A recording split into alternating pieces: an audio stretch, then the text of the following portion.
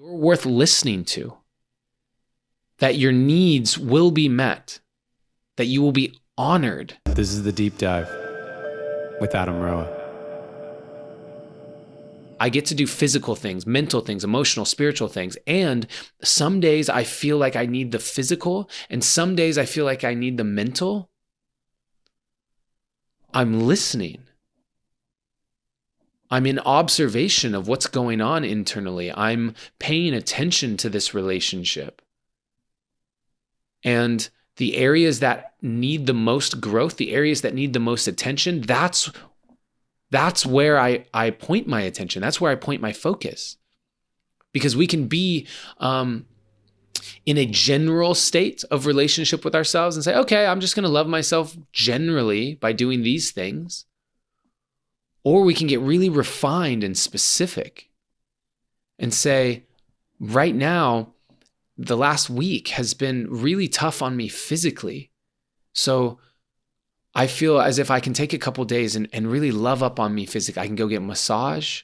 I can take a bath. I can stretch a lot more. I can go exercise. And that nuance, that refinement, that real specific attention that you can put into this relationship is going to raise that self-love number more and more and more, because you're giving your body exactly what you need. And even the act of doing that is an act of listening to yourself. And that act of listening to yourself is a reinforcement to your brain, your unconscious, your conscious, to your soul, that you're worth listening to, that your needs will be met, that you will be honored. And that creates this powerful feedback loop. I'm worth being listened to. I'm going to be honored. My needs are going to be met. And then the actions taken to actually do that thing, and the process of doing that thing feels so good and fills you up. And that happens over and over and over, day by day by day, and becomes a habit. And before you know it, you've developed this incredibly deep, powerful, meaningful relationship with yourself through the process of dating yourself. And from there, the result of that are deeper levels of self-love. Your self-love spectrum, that sliding scale, that number jumps.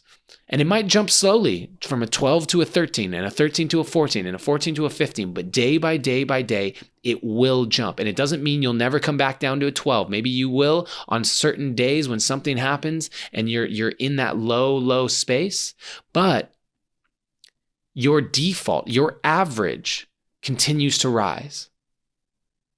Love becomes a habit that you pour into you each and every day.